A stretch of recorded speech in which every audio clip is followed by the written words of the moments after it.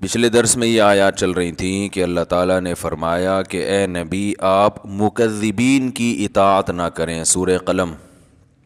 جو لوگ بھائی اس کو چلا دیں یار، جو انکار کرتے ہیں آخرت کا ان کو فالو مت کریں، کیونکہ جو آخرت کا انکار کرے گا نا اس کی زندگی کبھی بھی سیدھے راستے پہ نہیں ہو سکتی.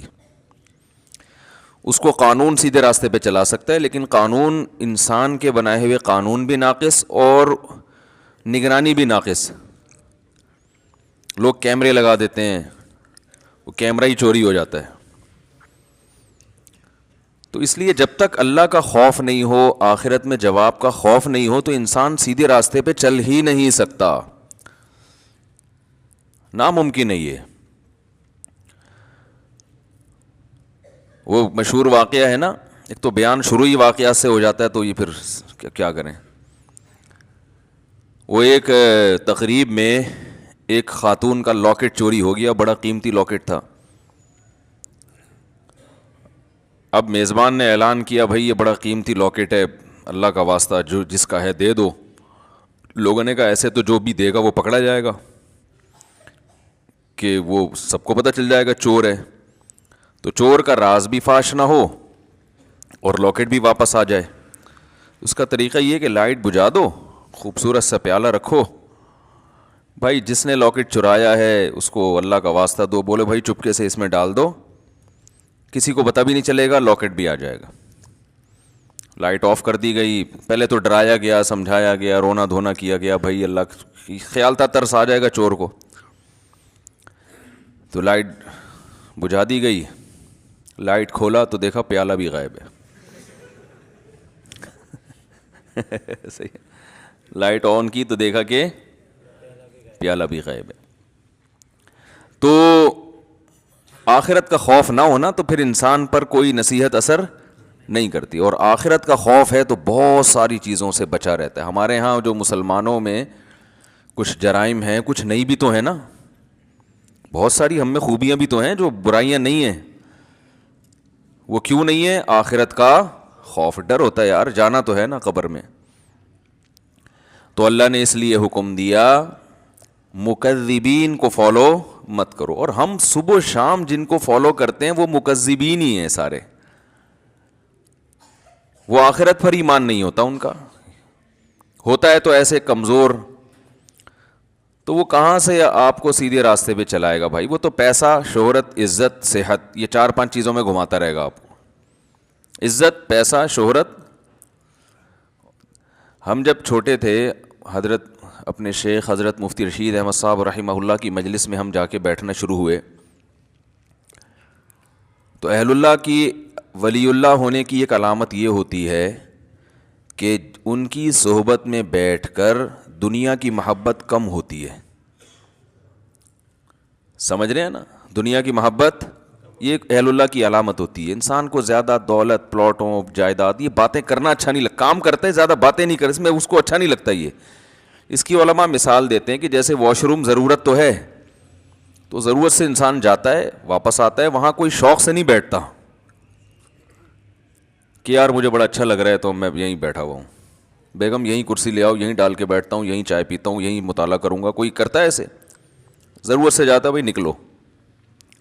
تو ضرورت تو ہے دنیا کی، ہر شخص کو ہے، پیٹ اللہ نے لگا دیا. عزت بھی ہر ایک کی خواہش ہے، عزت بھی انسان کے لیے ضروری ہے، بہت سے مصیبتوں سے بچا رہتا ہے عزت کی وجہ سے. صحت تو بہت ہی ضروری ہے، وہ تو ہم بھی بیانات کر چکے ہیں، اسلام کا حکم ہے صحت کی حفاظت کرو، لیکن ان چیزوں سے دل لگانے کی اجازت نہیں. دل بڑی قیمتی چیز ہے، یہ بہت سوچ سمجھ کے لگایا جائے گا.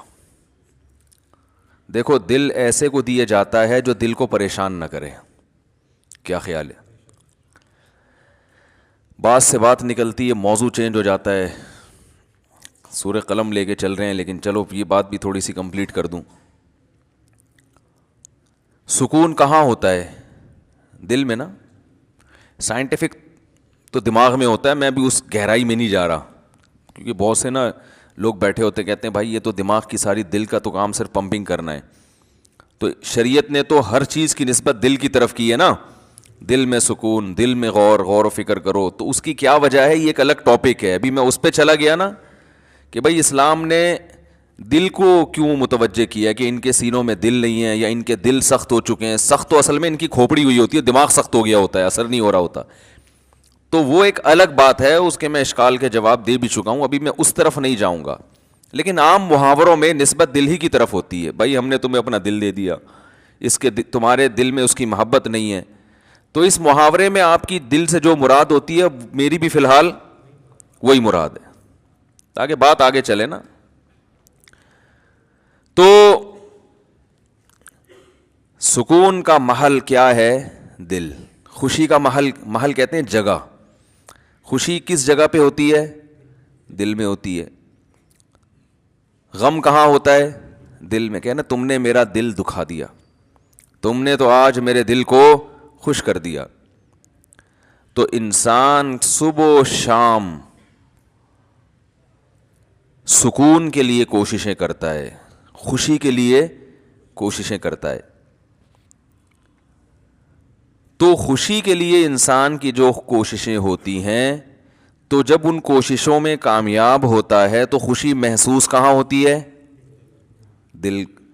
تو پتہ یہ چلا, دیکھیں انسان خوش ہوتا ہے اپنی محبوب چیز کے ملنے سے, ایسا ہی ہے نا. تو دل کب خوش ہوگا؟ جب دل کو اس کی محبوب چیز ملے گی. دل چاہ رہا ہے یہ کھا لو, کھاؤ گے تو خوش ہو جاؤ گے. دل چاہ رہا ہے یہ کر لو, وہ کام کر لیا تو خوش ہو جاؤ گے. دل چاہ رہا ہے کہ یہ چیز مل جائے, گاڑی مل جائے, مل جاتی ہے تو دل کیا ہوتا ہے؟ خوش ہوتا ہے. تو سارا جو مسئلہ ہے نا وہ ہے دل کا. تو یاد رکھیں کہ دل کو خوش کرنے کے لیے یہ ضروری ہے کہ اس کو اس کی محبوب چیز ملے. تو جن چیزوں سے دل کو پہلے سے محبت ہے نا وہ انسان کو ملتی نہیں ہے. ٹینشن والا مسئلہ یہ ہے. آپ کہیں بھائی جو اتنے لوگ خوش ہوتے ہیں ان کو ان کی دل کی پسندیدہ چیزیں مل جاتی ہیں تبھی تو خوش ہوتے ہیں نا.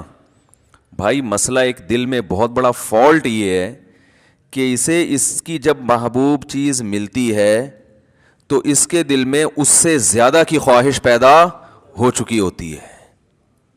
سمجھ رہے ہیں بات کو؟ لہذا یہ پہلی مرتبہ میں تو اس سے خوش ہوتا ہے, اس کے بعد پھر یہ اس سے خوش نہیں ہوتا, اس سے زیادہ مانگتا ہے. ہمارے ایک دوست ہیں, اللہ نے ان کو مالی وسعت دی, وہ ایک زمانے میں بڑی غربت تھی, تو مجھے اپنا واقعہ بتا رہے تھے کہ یار جب ہم غریب تھے, مدرسے میں پڑھتے تھے, کہتے ہیں تو میں نے اس وقت کہیں سے ہمیں یاد ہے ایک پراٹھا آ گیا کہیں صبح ناشتے میں سوکھی روٹی ملتی تھی. تو کہہ رہے ہیں وہ پراٹھے کے نا ہم سب طلبہ نے ٹکڑے کیے, ایک ایک ٹکڑا, ایک ایک پراٹھا سب کو ملا, یعنی پراٹھے کا ایک ایک ٹکڑا سب کو ملا.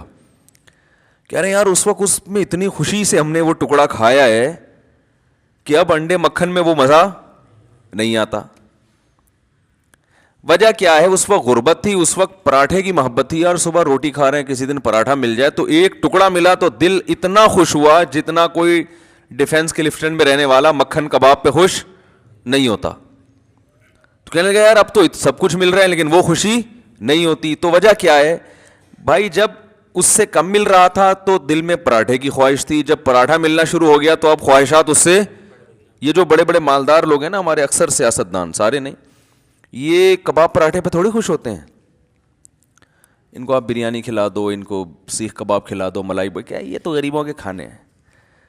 بھئی اب کیا کھانا ہے؟ آپ نے کباب بھی کھا لیے, پراٹھے بھی کھا لیے, آپ نے جو ہے وہ نہاری بھی کھا لی, بریانی بھی کھا لی, برگر بھی کھا لیا, پیزا بھی کھا لیا, ایسی ایسی خوراکیں, ترکی کی ڈشیں آپ نے کھائی ہیں, جاپنیز ڈشیں آپ نے, جو ان کا دل چاہتا ہے کھاتے ہیں, لیکن ان کو اس میں وہ مزہ نہیں آتا. یہ کہتے ہیں وہ جائیدادیں کھلاؤ اب ہمیں, یہ کباب یہ تو ڈیفنس کلفٹن کے عام مالدار لوگ کھا لیتے ہیں. یار یہ کیا ہے؟ اب یہ اتنے ارب پتی بن چکے ہوتے ہیں کہ ان کی نظر میں اب یہ کباب بریانی کی کوئی ویلیو نہیں رہتی. اب جو بڑے بڑے سیاستدان ہیں ان کی خواہش کیا ہوتی ہے؟ بھائی جائیدادیں کھلاؤ یار ہمیں. اور جائیدادیں بھی یہ سرجانی ٹاؤن کی نہیں چاہیے ان کو, یہ چائنا پٹی, یہ تو غریبوں کی کرپشن ہے. وہ جائیدادیں کچھ اسلام آباد کے کوئی پورا آدھا بحریہ ٹاؤن کھلا دو ہم کو. یہ اگر ان کو نہ ملے تو ڈپریشن میں چلے جاتے ہیں. عجیب مصیبت ہے. انسان ہمیشہ سے یہ حقیقت جانتا ہے کہ دل کی جب ایک خواہش پوری ہوتی ہے تو وہ اس سے بڑے کی خواہش اس میں پیدا ہوتی ہے. تو یہ عجیب بات ہے کہ یہ تو کبھی خوش ہو ہی نہیں سکتا. یہ ایک ایسی حقیقت ہے جس کو ساری دنیا کے سارے ماہرین مانتے ہیں, لیکن پھر بھی وہ دنیا سے محبت کرتے ہیں. تو بتاؤ کبھی ایسے دل کو سکون مل سکتا ہے؟